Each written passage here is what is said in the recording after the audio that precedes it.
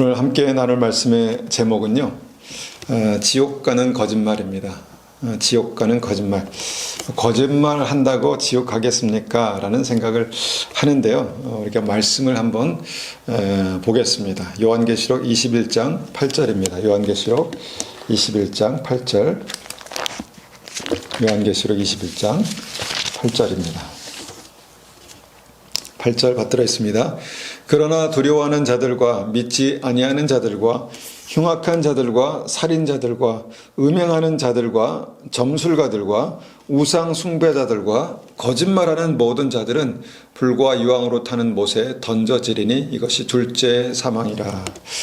불과 유황에 던져지는 둘째 사망, 영원한 죽음을 말씀하는 것이죠. 영원히 고통받는 지옥을 말씀하는 것입니다. 그런데 이 영원한 지옥 가는 사람들 가운데 누가 있는가? 거짓말하는 자가 있다라는 것입니다. 이것을 우리가 한번 오늘 같이 깊이 한번 생각해 보기 원합니다. 지난 시간에 제가 별에 대해서 잠깐 나눴죠. 지구에서 가장 멀리 떨어져 있는 별, 혹시 기억하십니까? 에덴델이라고 그렇게 말씀드렸습니다. 에덴의 작은 골짜기, 이렇게 기억하면 더 좋을 것 같은데, 지구에서 129억 광년, 그러니까 정말 상상도 할 수 없는 거리의 별이 2022년 3월에 허블 천체만원경으로 그렇게 발견됐다고 합니다.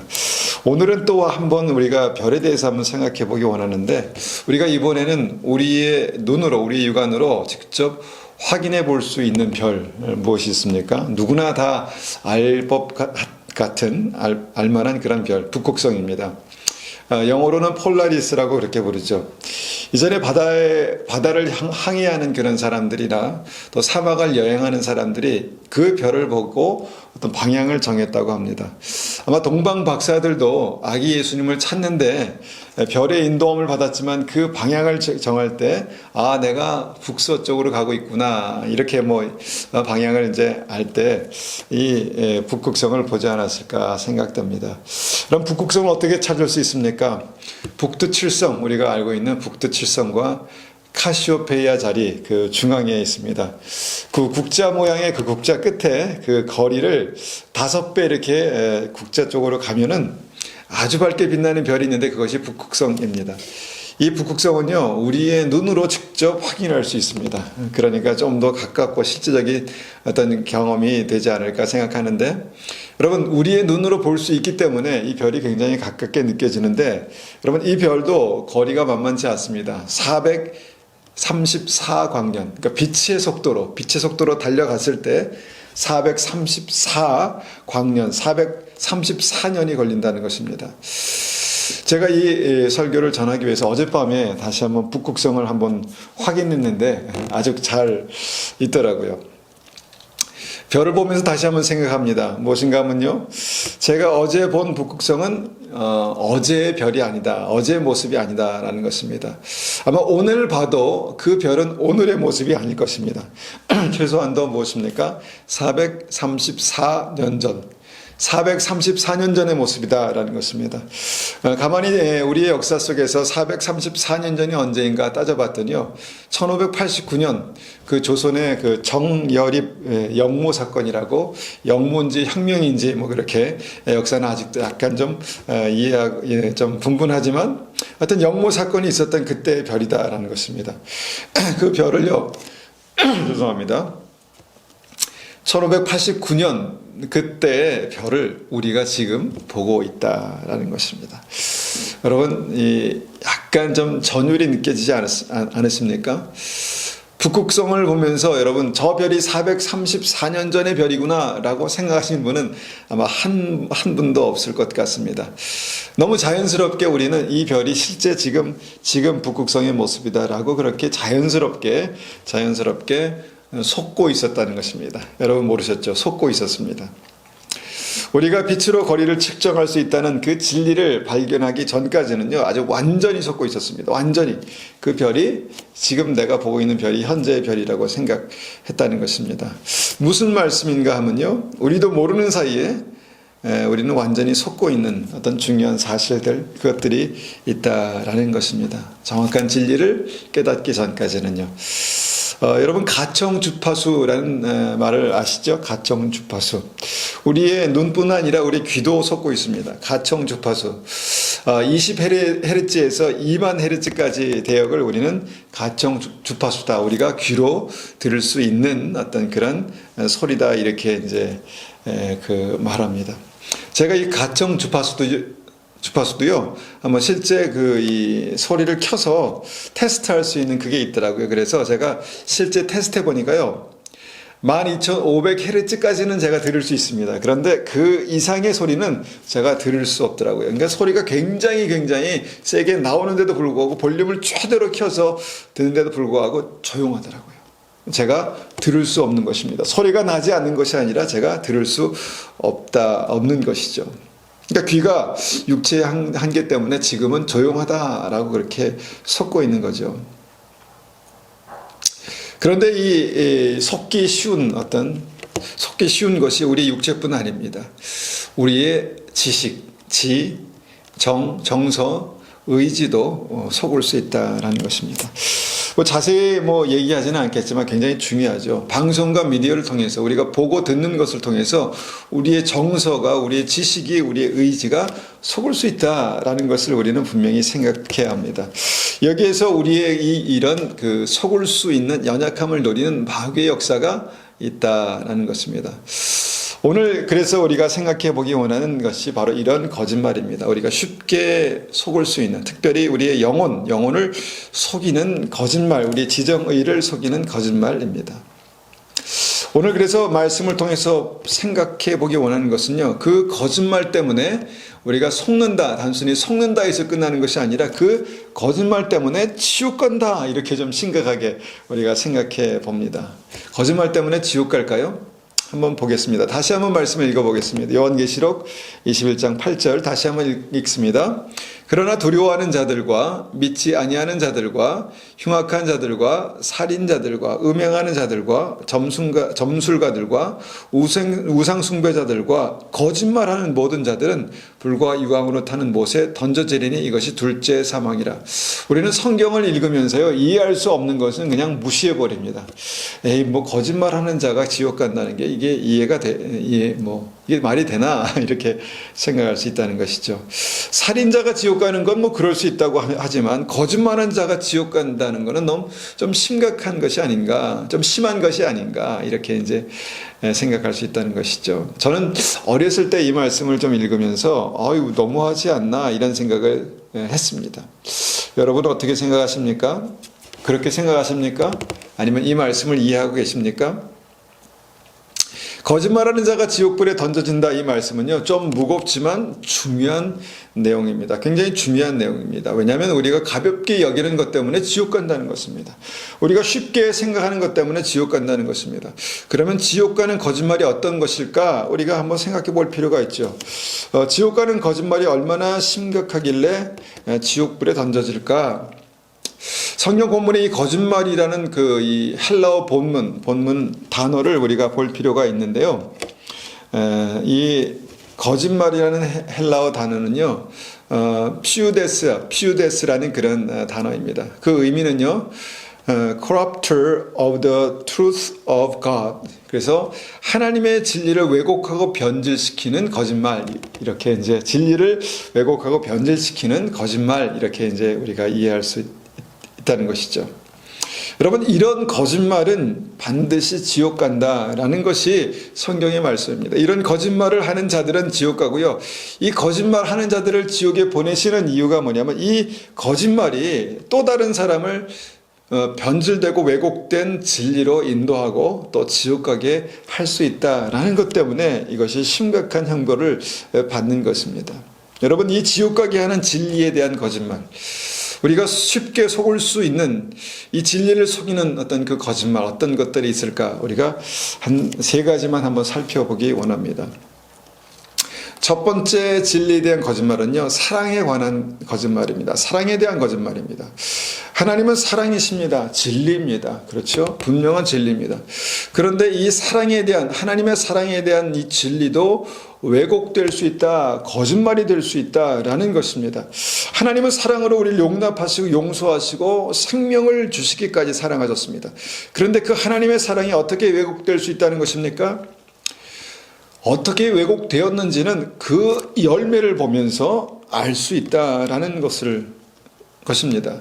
그러니까 잘못된 사랑에 속으면 그 열매가 나타나는데 그 열매로 잘못된 사랑을 내가 잘못된 사랑에 속고 있구나, 이렇게 이제 우리가 생각할 수 있다는 것이죠. 하나님의 사랑을 많이 받았다고 생각하고 많이 안다고 생각하는 믿음들이 있습니다. 그런데 그 믿음들이 어떻게 그 삶 속에 믿음이 어떻게 그 삶에 나타났을까 보니까 어떤 사람에게는 교만함으로 나타났다는 것입니다.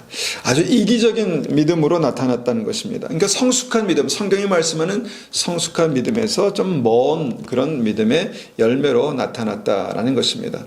그러다가 그 자기중심적인 믿음이, 그 사랑이 심해지면, 자기 중심적인 그 하나님의 사랑을 이제 잘못 왜곡하는 것이 심해지면 하나님께서 조금만 그 삶에 실망을 주시거나 어떤 그 아픔을 주시면 미성숙한 믿음 때문에 그 믿음이 하나님을 떠나갈 수 있다라는 것을 생각하게 됩니다.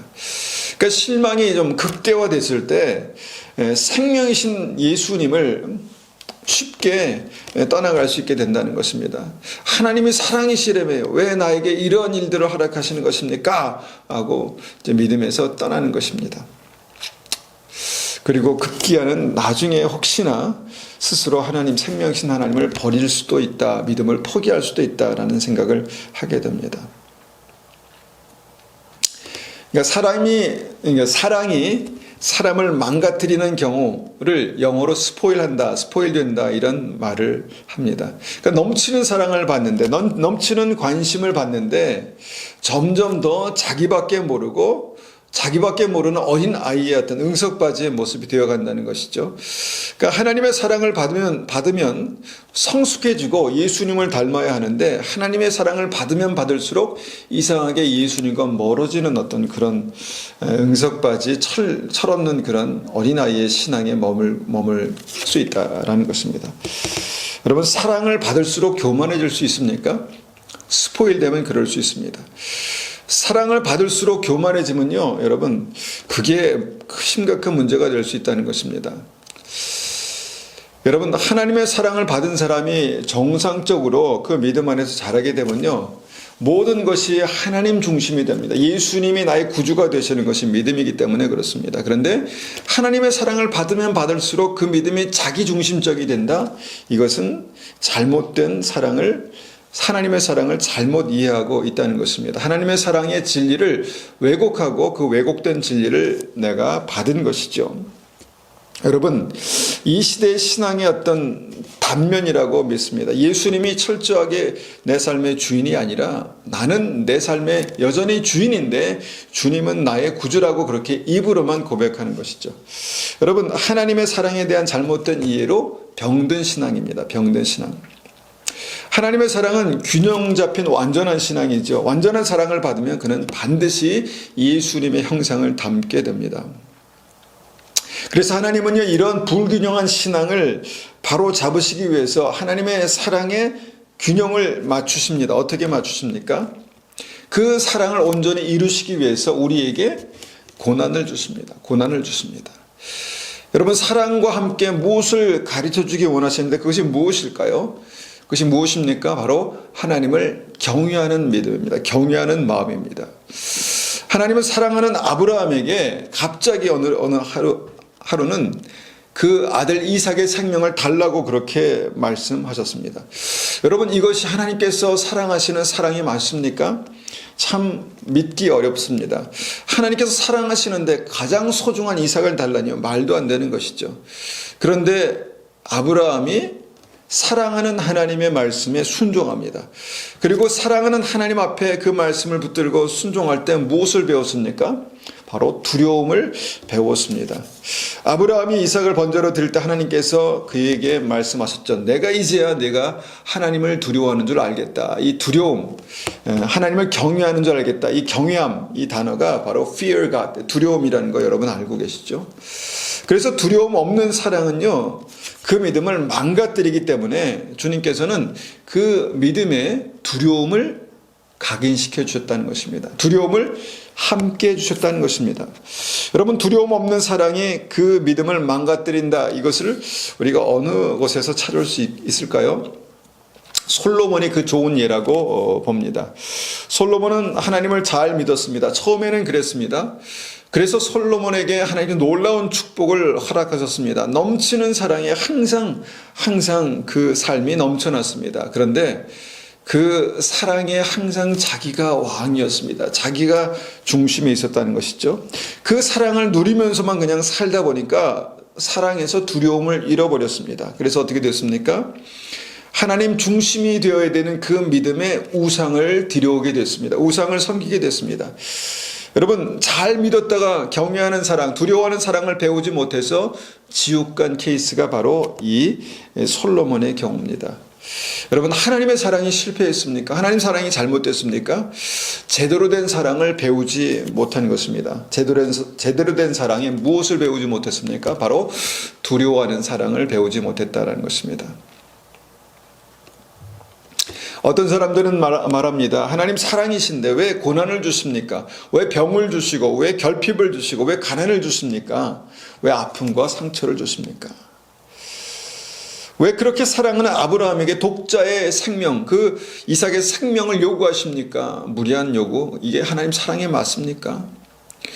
구원하시는 이스라엘 백성을 왜 가나안 땅에 큰 두려움 앞에 세우십니까? 하나님 미리 정리하시고 그냥 그 땅에 들어가게 하시면 안 됩니까? 왜 그렇게 하십니까? 왜 그렇게 하시는 것입니까? 정말 사랑하기 때문입니다. 여러분, 하나님의 사랑은 오래 참습니다. 하나님의 사랑은 인내하십니다. 하나님의 사랑은 충성입니다. 여러분, 충성, 인내, 오래 참음, 이것들이 성령의 열매로 함께 사랑과 함께 역사하는 것입니다. 여러분, 사랑을 통해서 경외함을 배울 때만 이런 성령의 열매가 가능합니다.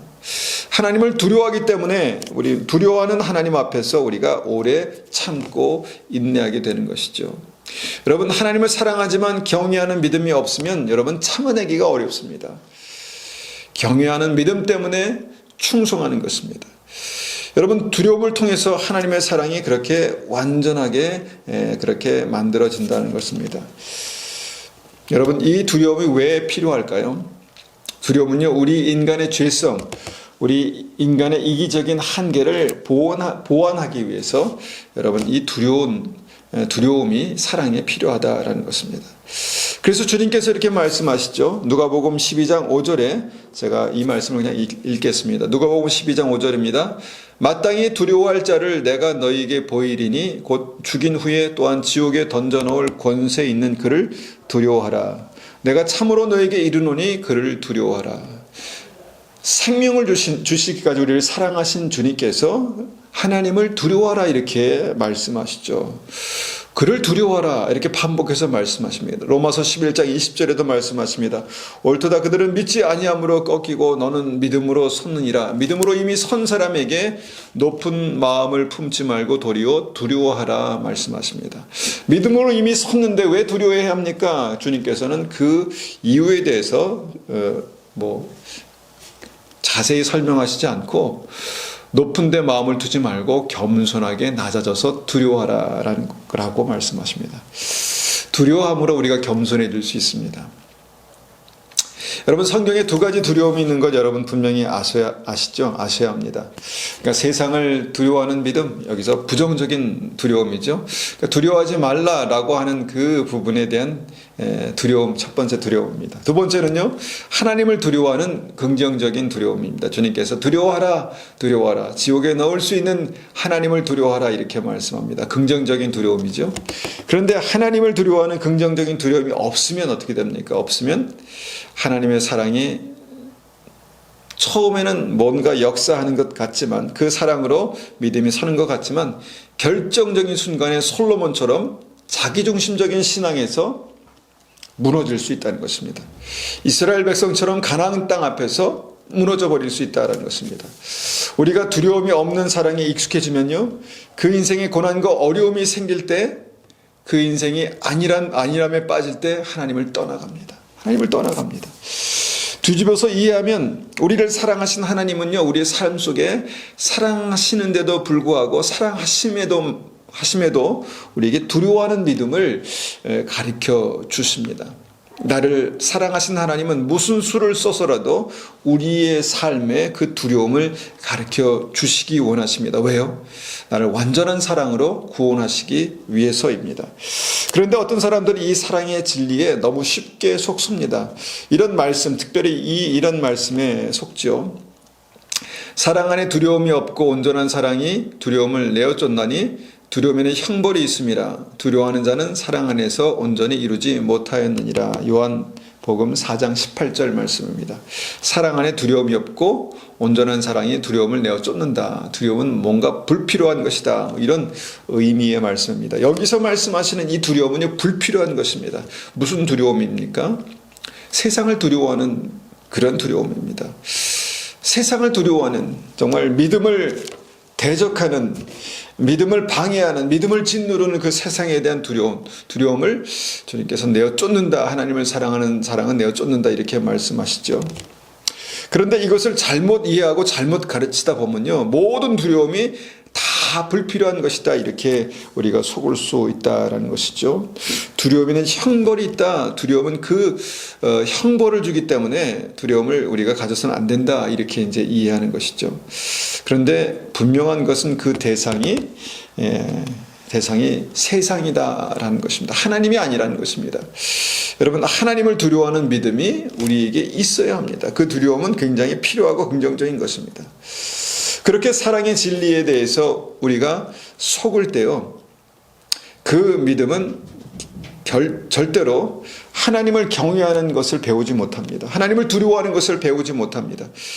여러분, 구원받았다라고 말하는데 마음대로 삽니다. 구원받았다고 생각하는데, 믿는데 그 삶의 주인은 자기 자신입니다.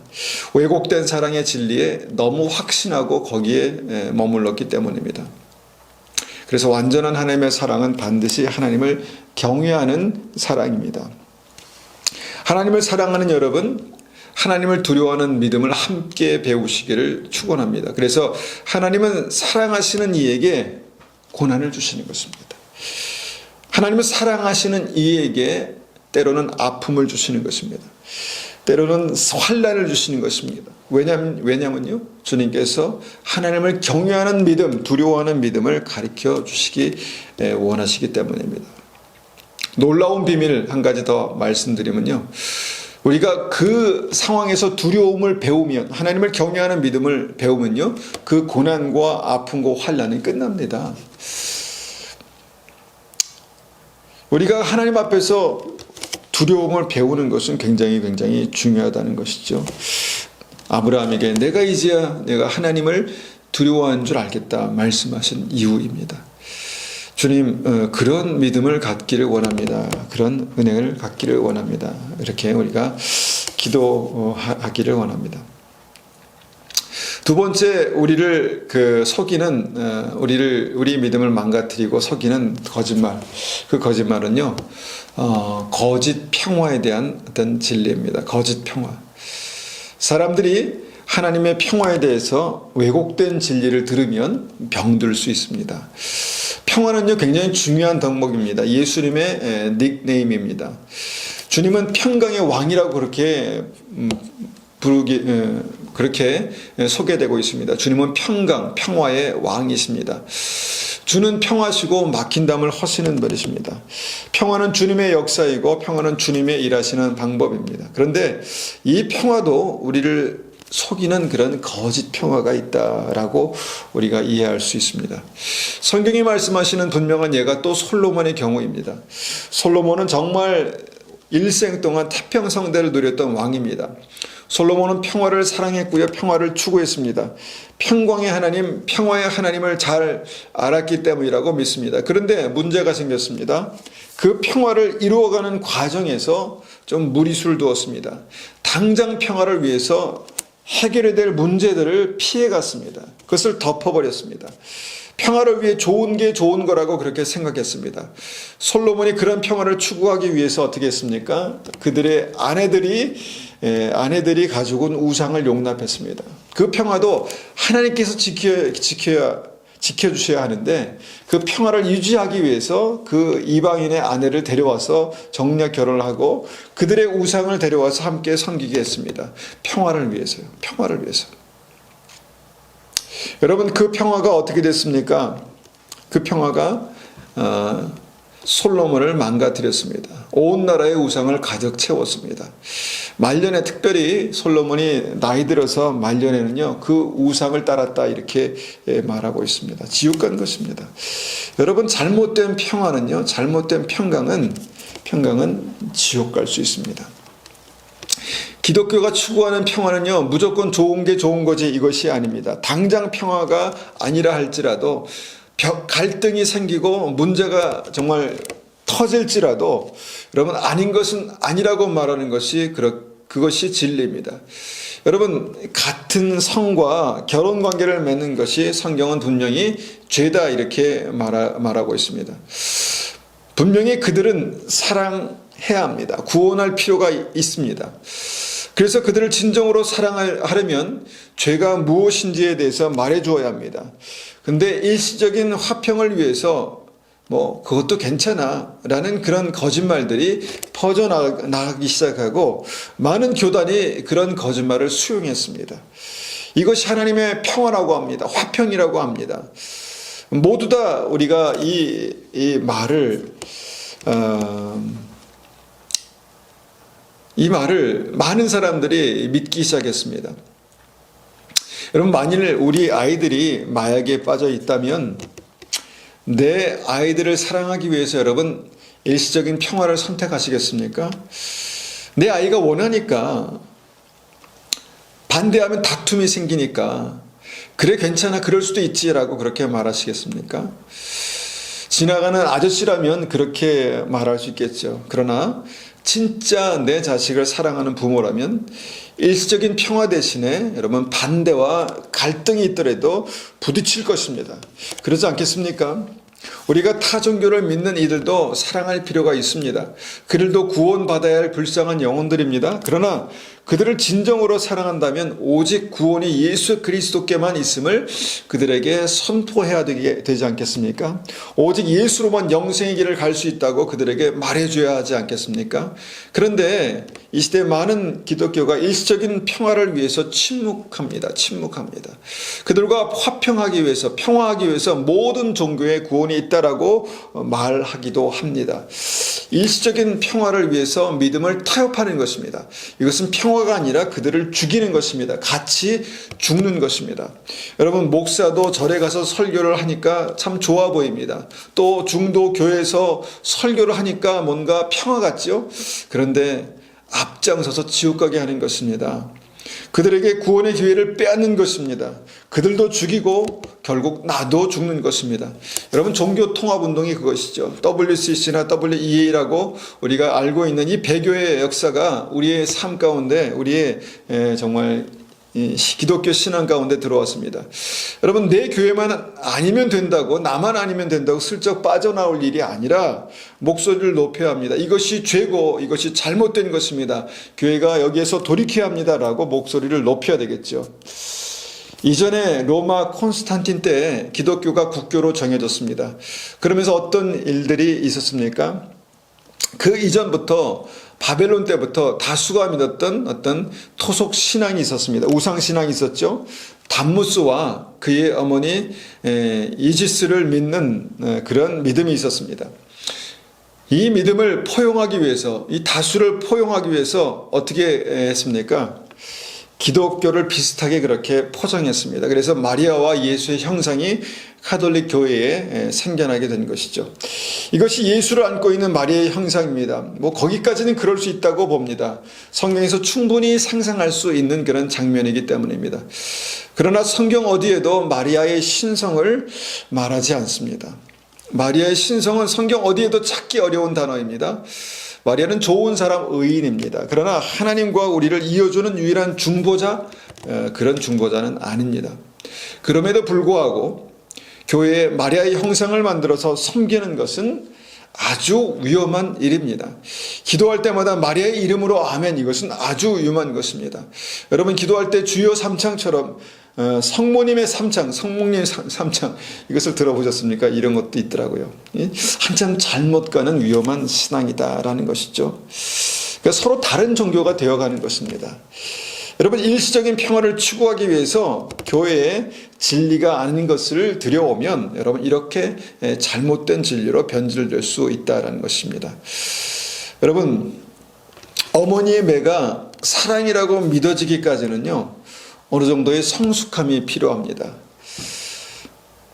그러나 평화하기 위해서 죄가 있는 자식을 징계하지 않는 부모는요 무책임한 부모입니다. 책임을 다하지 않는 부모입니다.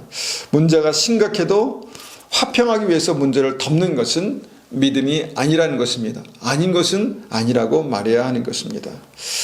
마태복음 10장 34절 36절은 우리가 잘 알지만 이해하기 어려운 말씀이 있습니다. 마태복음 10장 34절 제가 받들어 읽습니다. 내가 세상에 화평을 주러 온 줄로 생각하지 말라. 화평이 아니오 검을 주러 왔노라. 내가 온 것은 사람이 그 어머니와 딸이 어머니와 며느리가 시어머니와 불화하게 하려 함이니 사람의 원수가 자기의 집안 식구리라. 사람의 원수가 자기 집안 식구랍니다. 이것이 주님의 평화에 대한 말씀입니까? 평강의 왕께서 하신 말씀입니까? 여러분 평강의 왕이신 주님께서 정말 다툼을 원하시고 불화를 기뻐하시는 것일까요?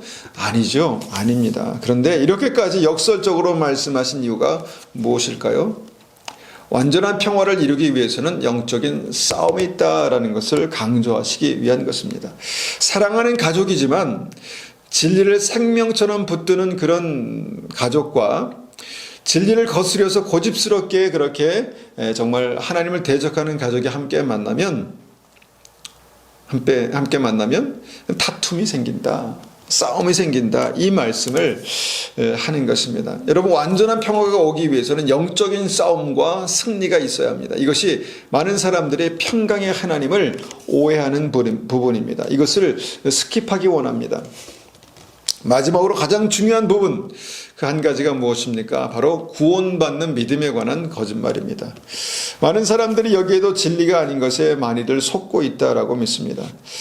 마가복음 1장 15절에 이렇게 말씀합니다. 이르시되 때가 찼고 하나님의 나라가 가까웠으니 회개하고 복음을 믿으라 하시더라. 복음이 무엇입니까? 예수님이 나의 구주가 되시는 것입니다. 예수님이 나의 구주가 되는 것입니다. 이 믿음, 이 오직 믿음으로 말미암아 구원을 받습니다. 로마서 3장 20절 22절 이렇게 말씀하시죠. 그러므로 율법의 행위로 그의 앞에 의롭다 하심을 얻을 육체가 없나니 율법으로는 죄를 깨달음이니라. 이제는 율법 외에 하나님의 한 의가 나타났으니 율법과 선지자들에게 증거를 받은 것이라. 곧 예수 그리스도를 믿음으로 말미암아 모든 믿는 자에게 미치는 하나님의 의인이 차별이 없느니라. 믿음으로 말미암아 모든 믿는 자에게 미치는 의의가 바로 이 구원입니다. 여기서 율법의 행위로는 의롭게 되는 것이 아니라고 분명히 말씀하시죠. 그럼 율법, 구약의 율법은 더 이상 필요하지 않습니까? 아니죠. 여기서 뭐라고 말씀하십니까? 율법으로 죄를 깨닫는다. 율법은 기준입니다. 말씀의 기준입니다. 율법으로 죄를 깨닫는 것입니다. 그래야 회개할 수 있습니다. 그러니까 우리의 어떤 그 의의 기준이 아니라 하나님의 의의 기준에 어긋나는 것을 회개하는 것이죠. 그 기준이 바로 율법이다. 죄를 깨닫게 하는 율법이다라고 말씀하는 것입니다. 여러분 하나님을 사랑하는 것이 구원받는 믿음이죠. 그래서 주님은 이렇게 말씀하십니다. 뭐라고 말씀하십니까? 요한복음 14장 15절 보니까 너희가 나를 사랑하면 나의 계명을 지키리라. 자, 주님을 사랑하는 믿음이 무엇인가? 주님을 사랑하는 믿음이 구원이고 그것이 진짜 천국 가는 믿음이다 라고 말할 때 주님께서는 너희가 나를 사랑하면 나의 계명을 지키리라 이렇게 말씀하십니다. 하나님을 사랑하기 위해서 계명이 필요하다 이런 말씀을 하시는 것입니다. 계명을 지키는 삶이 바로 믿음이 삶으로 그렇게 나타나는 것이다 이렇게 말씀하는 것이죠. 요한복음 14장 21절도 똑같은 말씀입니다. 나의 계명을 지키는 자라야 나를 사랑하는 자니 나를 사랑하는 자는 내 아버지께 사랑을 받을 것이요 나도 그를 사랑하여 그에게 나를 나타내리라. 여기에 믿음이란 단어가 없고요. 그냥 계명을 지키는 자라야 나를 사랑하는 자다. 나를 사랑하는 자는 내 아버지께 사랑을 받을 것이요 나도 그를 사랑하여 그에게 나를 나타내리라. 계명을 지키는 것이 사랑하는 것이다. 이런 말씀을 하셨다니까요. 그러니까 뭐냐면 믿음이 있으면 하나님의 뜻대로 살게 된다라고 말씀하신 것입니다. 요한복음 15장 10절에도 이렇게 말씀하시죠. 내가 아버지의 계명을 지켜, 예수님도 계명을 지키셨습니다. 내가 아버지의 계명을 지켜 그의 사랑 안에 거하는 것 같이 너희도 내 계명을 지키면 내 사랑 안에 거하리라. 오직 믿음은요, 주님의 뜻대로 살아가는 것입니다. 오직 믿음은 내 사랑하는 주님의 뜻대로 살아가는 그런 의지로 나타나게 된다는 것입니다.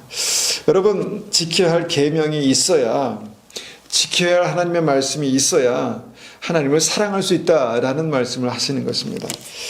여러분, 지켜야 할 계명이 없는 믿음을 무엇이라고 말씀하십니까? 야고보서 2장 16절에 이렇게 말씀하십니다. 영혼 없는 몸이 죽은 것 같이 행함이 없는 믿음은 죽은 것이라. 자, 지켜야 될 삶이, 지켜야 될 말씀이 없는, 지켜야 될 계명이 없는 믿음에 대해서 행함이 없는 믿음이다 이렇게 말씀합니다. 너희가 믿느냐? 그러면 그 삶의 증거를 보여라. 그런데 그 삶의 증거가 없으니 너희는 믿는 자가 아니구나. 영혼 없는 몸이 죽은 것 같이 너희는 죽은 믿음이구나. 이렇게 말씀하는 것입니다. 주의를 거룩하게 지키는 것 중요합니다. 주의를 생명처럼 지키는 것 더 중요하지 않겠습니까? 하나님과 재물을 겸하여 섬길 수 없느니라. 이 세상의 신은 재물입니다. 이 세상의 신은 재물입니다. 내가 무엇을 추구하는가, 무엇이 나의 1순위인가를 보면은 그가 진짜 하나님을 믿는 사람인가를 볼 수 있다는 것이죠. 그의 삶을 보면 믿음을 볼 수 있다라는 것입니다. 여러분, 그래서 믿음이 나의 의지로 안 되니까 어떻게 됩니까? 두려움이 필요한 것입니다. 사랑의 두려움이 필요한 것이죠.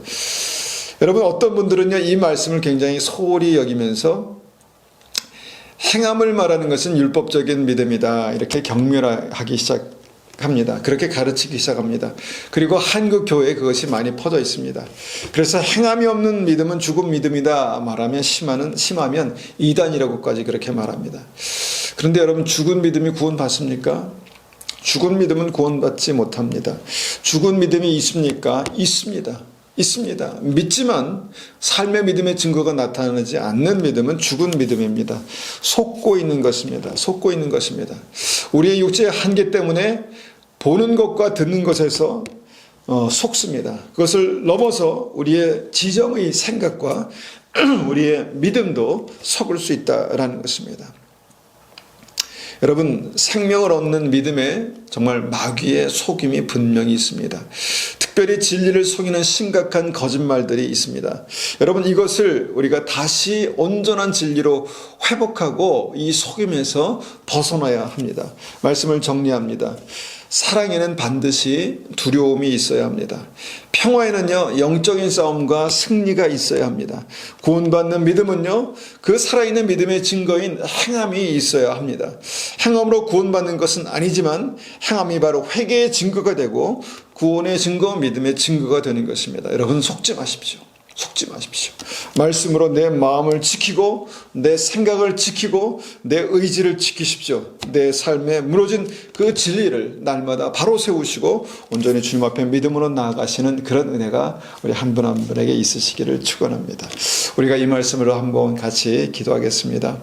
아버지 하나님, 혹시나 내가 말씀을 안다고 하지만 이 말씀에 속아서 말씀에 어떤 그 왜곡된 진리에 속아서 주님의 말씀을 제대로 모르는 부분이 있다면 깨닫게 하시고 주님, 주의 성령께서 나에게 주님의 사랑에 대해서, 주님의 화평에 대해서, 구원에 대해서 더 분명한 진리로 주님 앞에 나오게 도와주십시오. 이렇게 한번 같이 기도하겠습니다. 아버지